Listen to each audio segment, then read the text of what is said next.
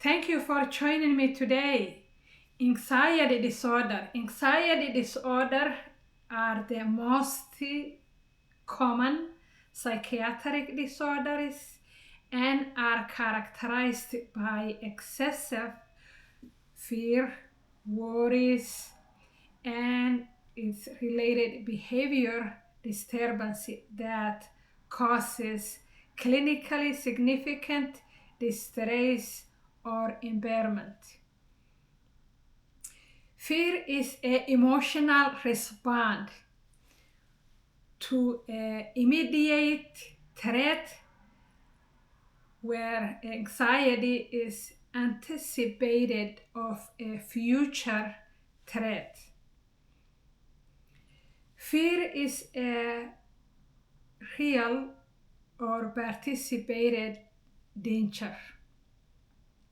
Anxiety is excessive worries, apprehensive about the future events.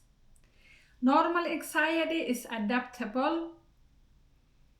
Pathological anxiety is excessive, persistent, and impaired function.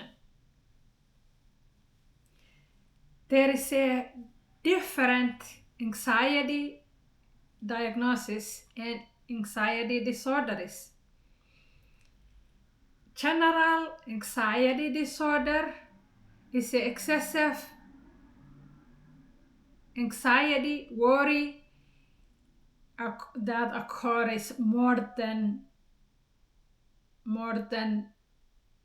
6 months and about multiple events.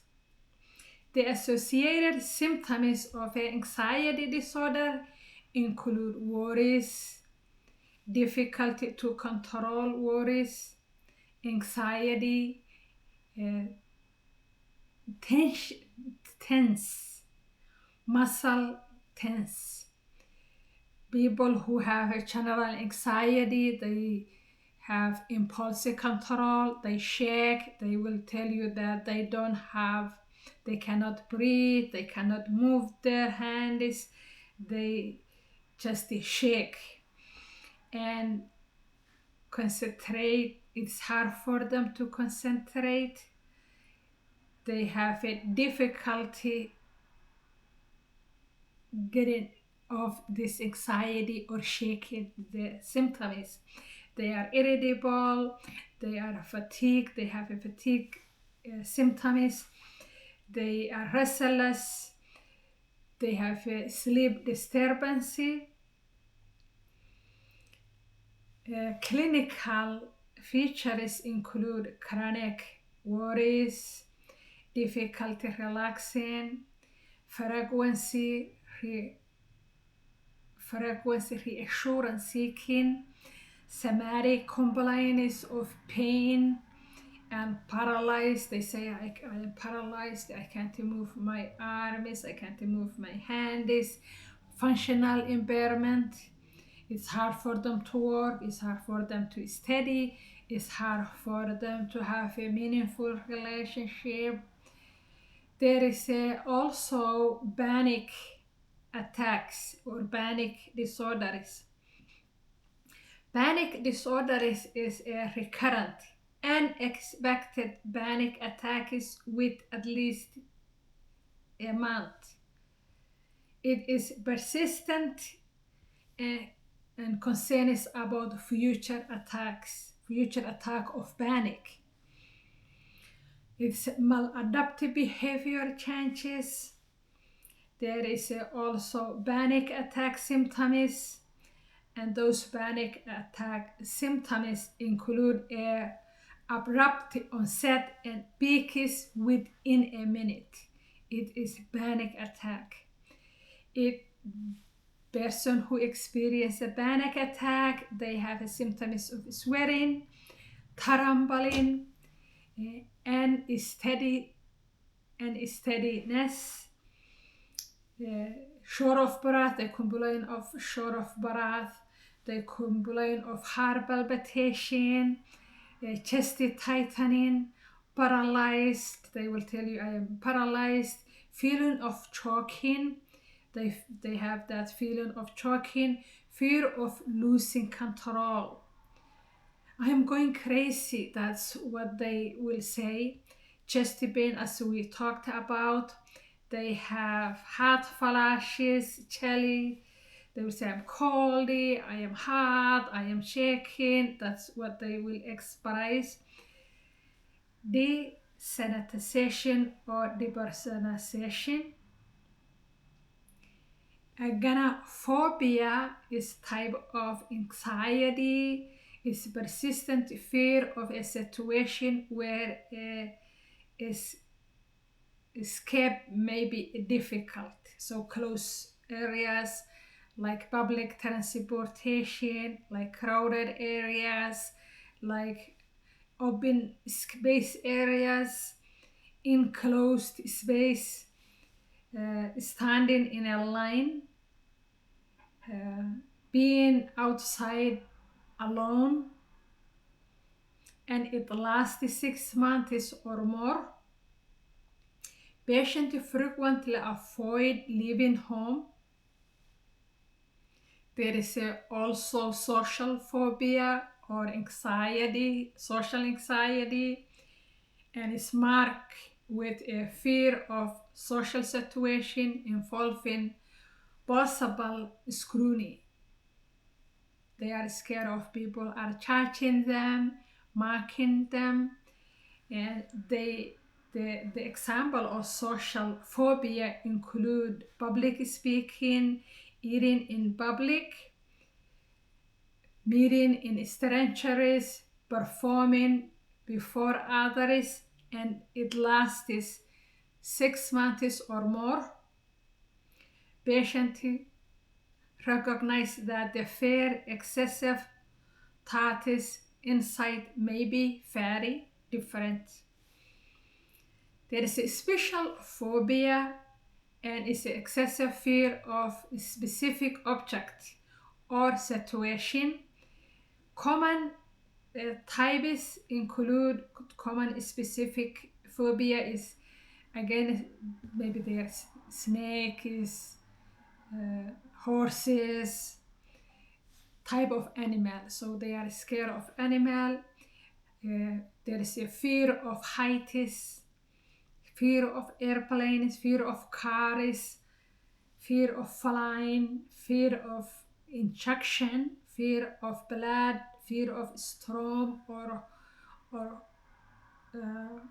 noises that lasts 6 months or more.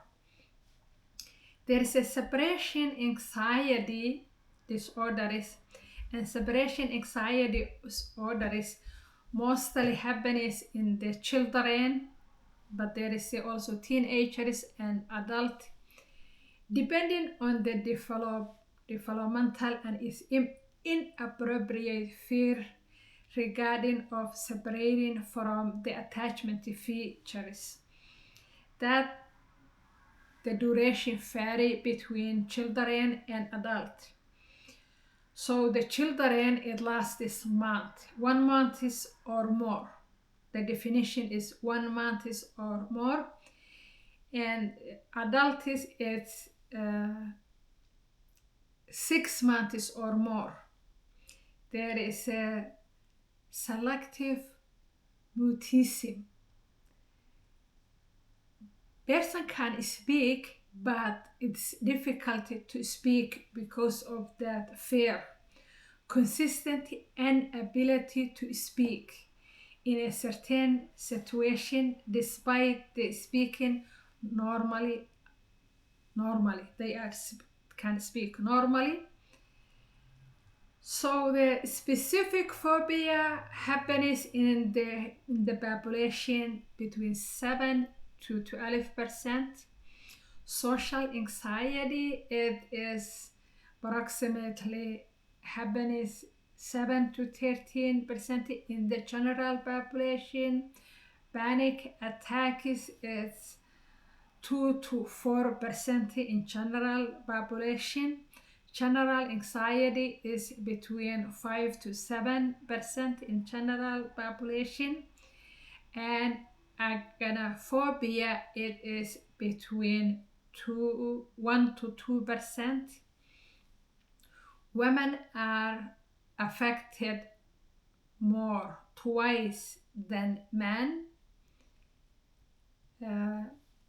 as men, and is mostly anxiety disorder.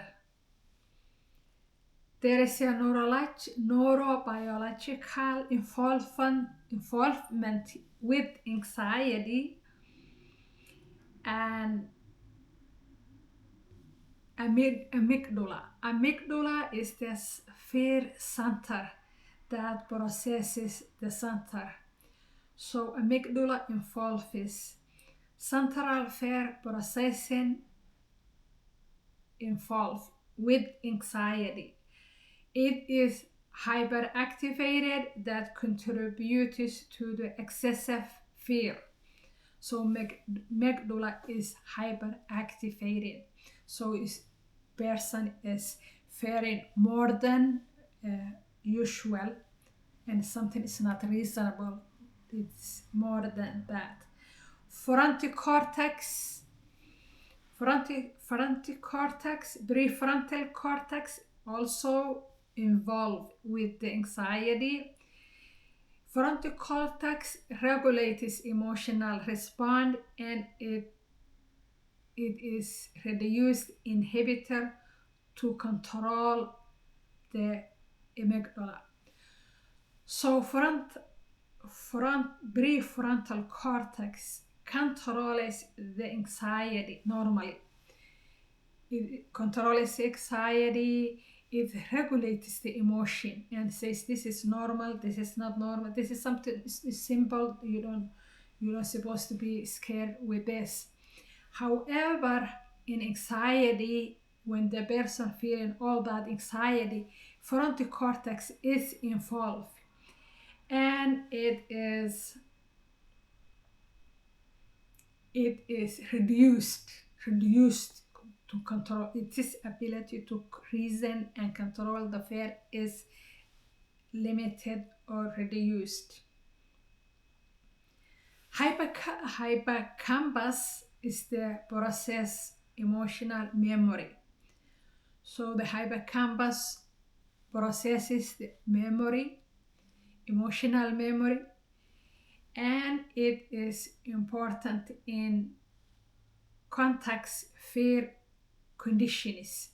So if, let's say, somebody is born, they remember that fear of, scare of burning, scare of flights, scare of cars, because they have that emotional memory. There is a GABA. GABA is the neurotransmitters. There is also neurotransmitters involved with anxiety, and GABA is the primary inhibitor of neurotransmitter. Reduces the activity that increases the it reduces the anxiety level. Benzodiazepine enhances GABA receptors activation. Serotonin regulates mood and anxiety.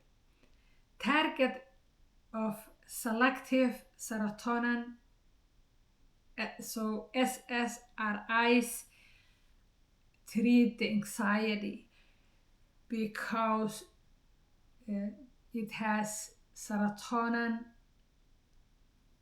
because it has increased the serotonin, and the serotonin will help to regulate the anxiety, because serotonin regulates the mood and anxiety. It will regulate the mood and anxiety. SSRIs are given as medication for anxiety, depression, but it's also treat anxiety because it regulates the mood and anxiety, and it calms the nerves.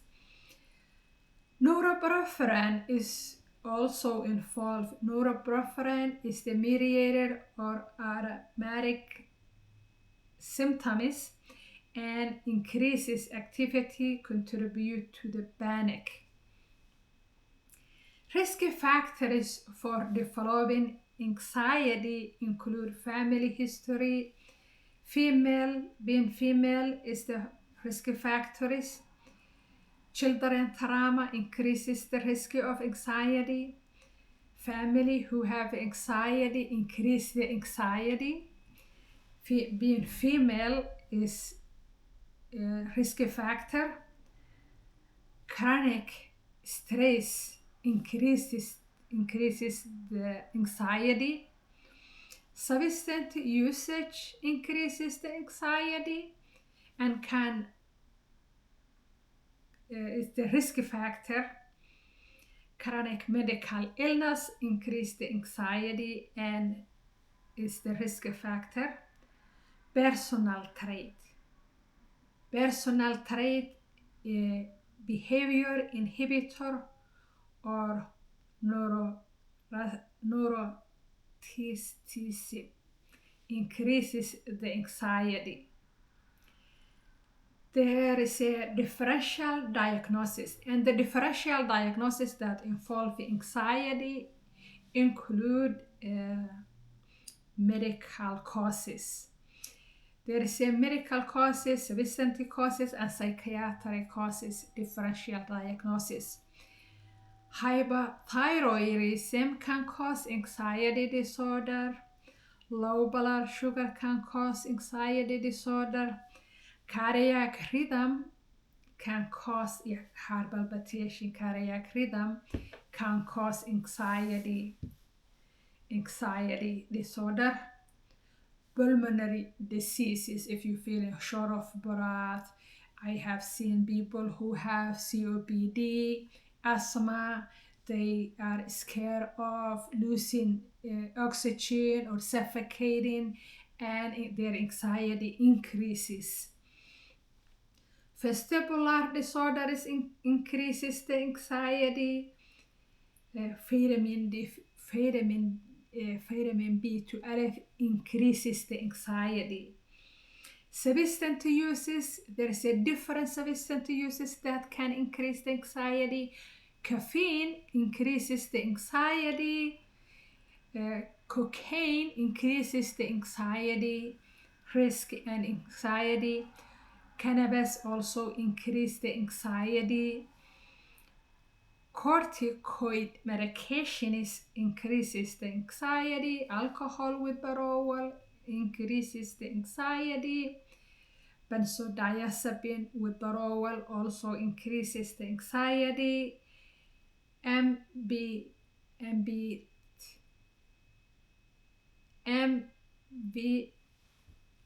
increases the anxiety. There is a psychiatric disorders that increases the anxiety disorder, and they are differential diagnosis.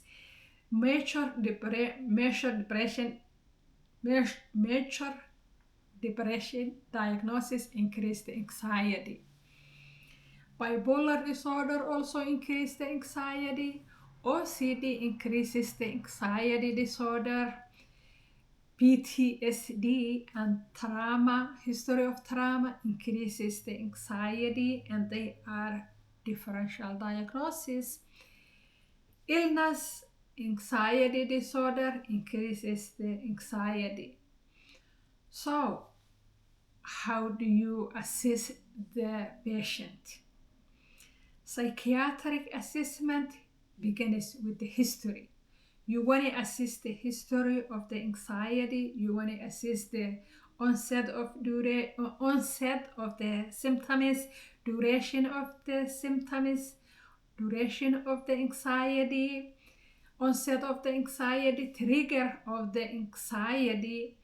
What triggers the anxiety? What is the reason it began now? Avoidance behavior, you want to assess that avoidance behavior. You want to assess also functional impairment. Is this anxiety causing personal impairment, functional impairment, work or job or school or family or friends? anxiety, the impairment. You want to assess that. You want to also figure out if the patient is using other substances that causes anxiety. You want to see what kind of, if they're using the substance, what substance they are using that increases their anxiety. You want to also assess the medical history. If there is a medical reason that increases this anxiety or causing this anxiety, you want to also assess family psychiatric history that causes the anxiety. You want to also use the mental status examination. Mental status examination evaluates the person. You want to evaluate the appearance of the person. You want to evaluate the appearance of the patient. You want to evaluate the speech of the patient. You want to evaluate the mood of the patient. You want to evaluate the effect of the, how is their, do they have a flat effect, their effect. You will also assess and evaluate the thought process, thought content. Do they have an insight of the situation? How is their judgment of the situation? How is their cognitive? Are they impaired? Are they confused? You want to also assess if this anxiety is causing them to have a suicidal ideation.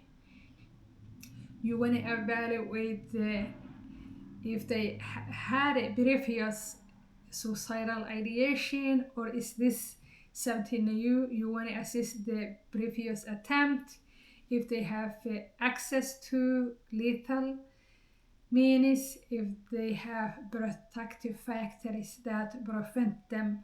What prevents you from doing this act? You want to assess that. What is the protective factors? You want to also use the screening tools. Common available screening tools are the grade 7 for general anxiety disorder. Also, you want to use the HAM-A for symptom severity. You want to use also PTSS, panic disorder severity scale. You want to also use the LSAS social anxiety for social anxiety, Lewy-Bosey social anxiety scale. Then you want to evaluate the lab.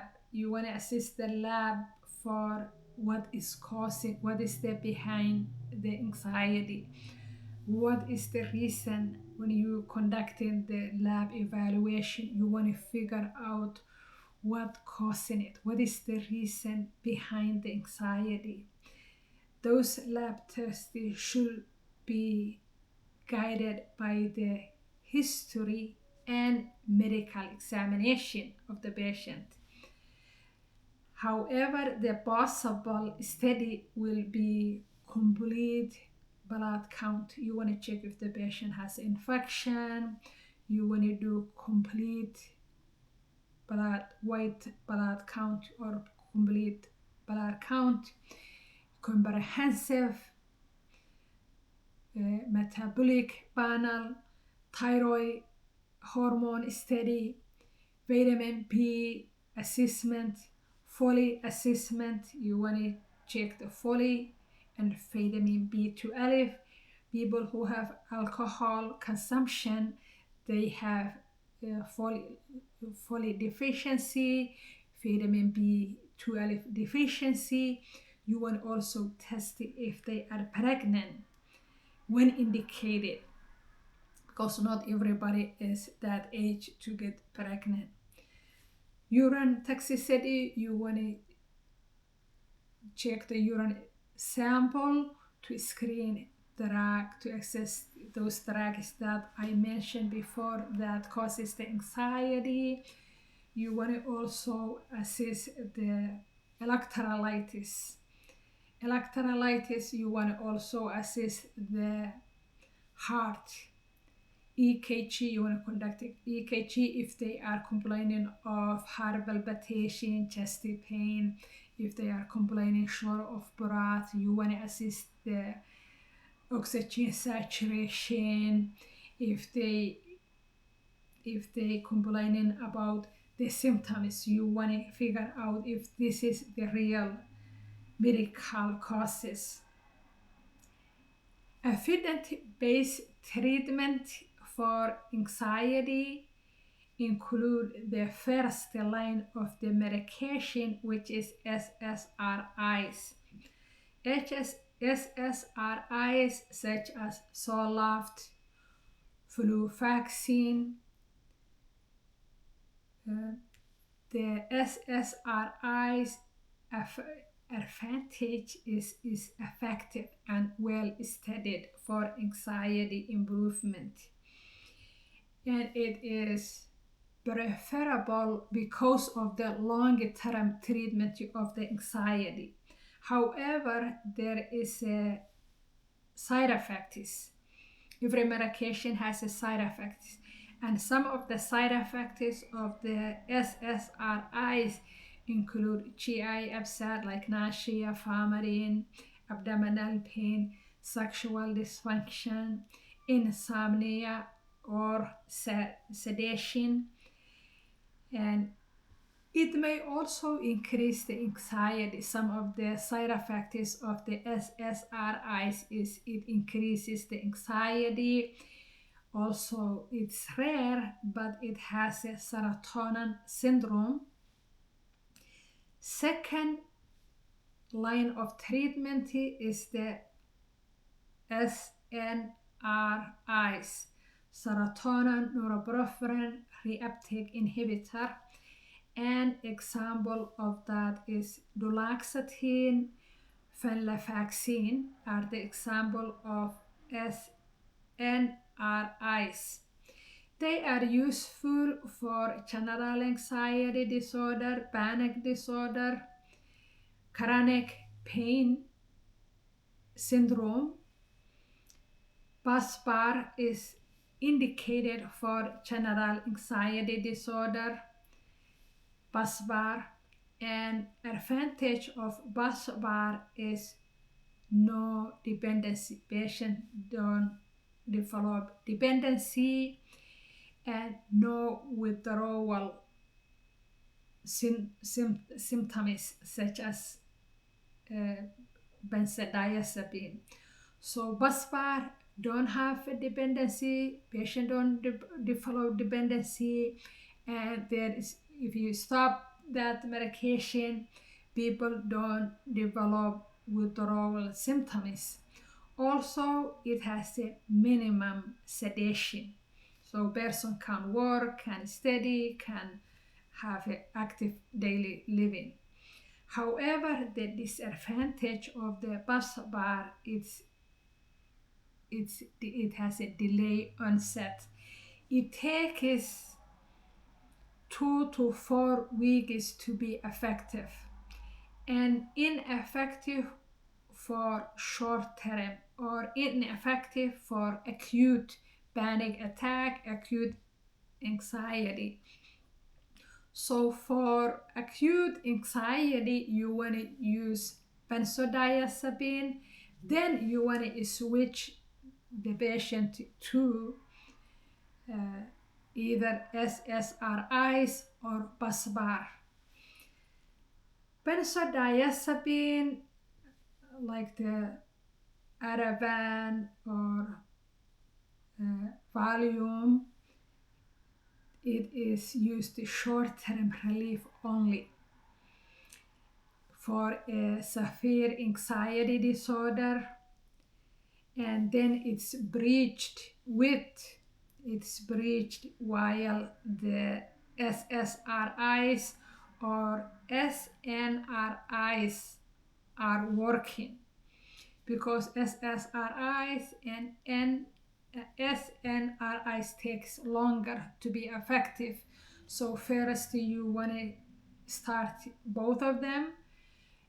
You want to start with the SSRIs, and then you want to bridge benzodiazepine in a short term to control that acute anxiety disorder.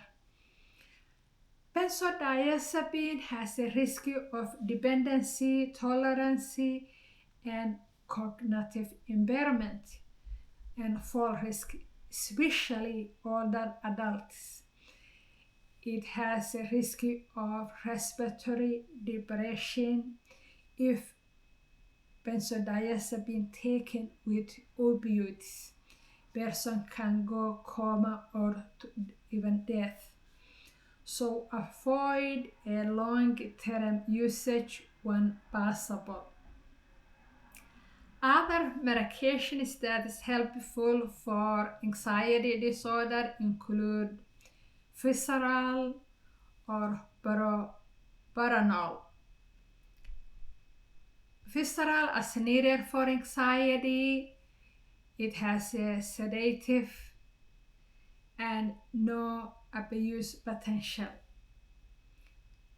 Propranolol is used for performance-enhanced anxiety. If you want to perform, if the patient wanted to perform or have, let's say they have a phobia for speaking in front of people, propranolol is good for performance anxiety disorder. It's also good for tremors, people who shake when they have anxiety disorder. It is good for that. Heart palpitation, it is good for that also, propranolol. But you want to avoid patient who has asthma or low heart rate and certain cardiac illness, certain cardiac conditions. You want to combine those medication with psychotherapy. Cognitive behavior therapy is the first line of therapy for anxiety disorder, and the core component of the cognitive behavior therapy core component is cognitive restriction. You want to teach the patient to change their thinking. You want to help them cognitive reconstructing, rethinking of the situation. Also, it helps exposure therapy, behavior experiments, and relaxation techniques. Exposure therapy is specifically effective for a specific phobia, social anxiety, panic attack, and agonophobia. Acceptance and commitment therapy is focused on acceptance of the anxiety thoughts, value-based behavior, and psychological flexibility. Mindfulness-based intervention is also helpful and may reduce the rumination, psychological arousal of the anxiety, and relapse risk of the anxiety. Lifestyle change interventions can help with the anxiety disorder, such as regular exercise can reduce the anxiety episode and anxiety. Consistent sleep schedule can, because when the body is stressed and has less sleep, fatigue, anxiety disorder increases. So you want to teach the patient how to exercise before they have the anxiety, so they can improve their capacity. That lowers the anxiety episodes. Also, how to manage the stress, mindfulness practice, coping skills, avoidance of the alcohol and substance usage. Also, is for specific populations, older adults are increased sensitive to, as we talked about, benzodiazepine. So you want to assess that they are high risk for fall and cognitive impairment.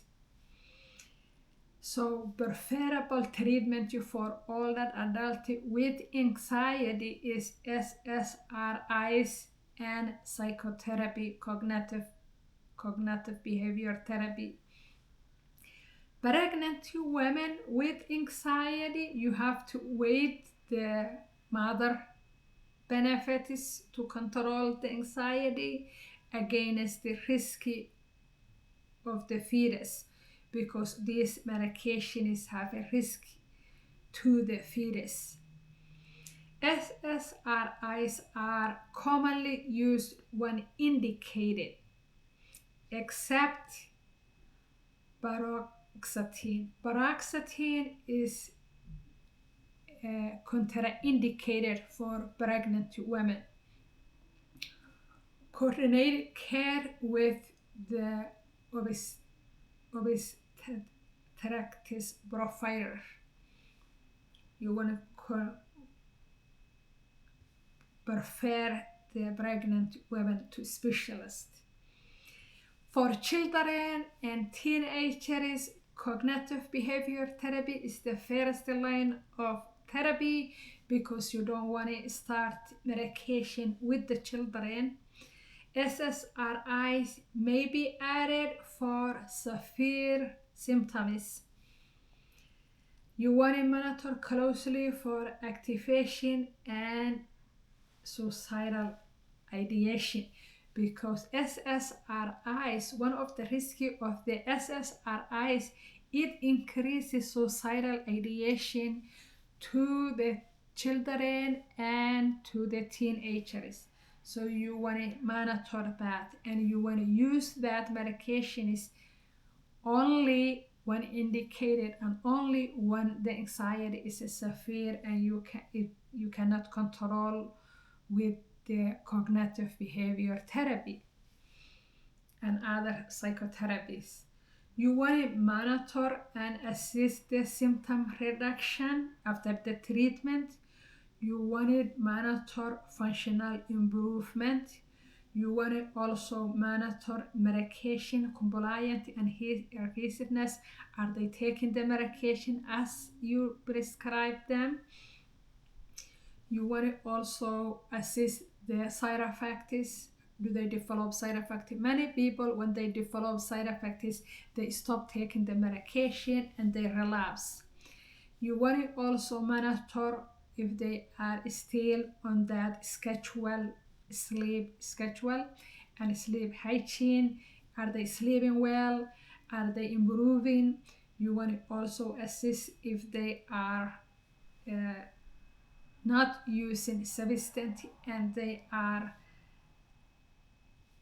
dealing with that rehabilitation and treatment.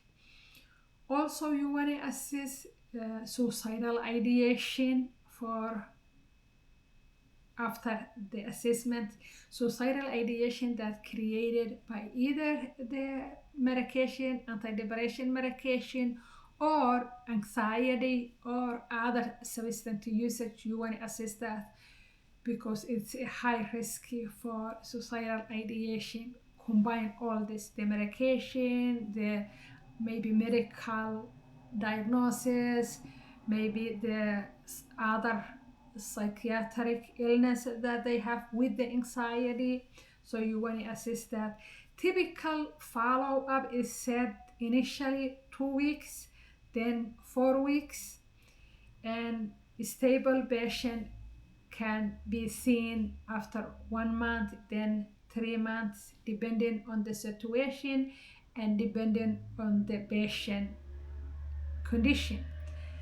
So anxiety disorder is frequently coexist with either depression or both, either uh, coexist with depression, substance usage disorders, or other psychiatric conditions.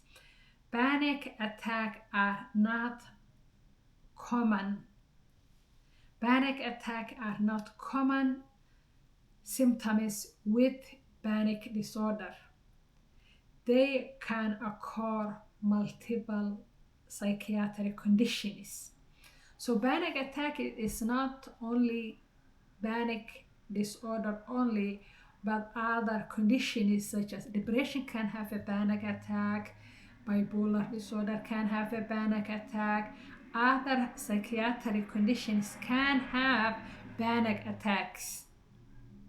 So always exclude medical causes such as hyperthyroidism, arrhythmia, substance usage, anxiety before diagnosing anxiety disorder. Cognitive behavior therapy is the first line of therapy for anxiety disorder.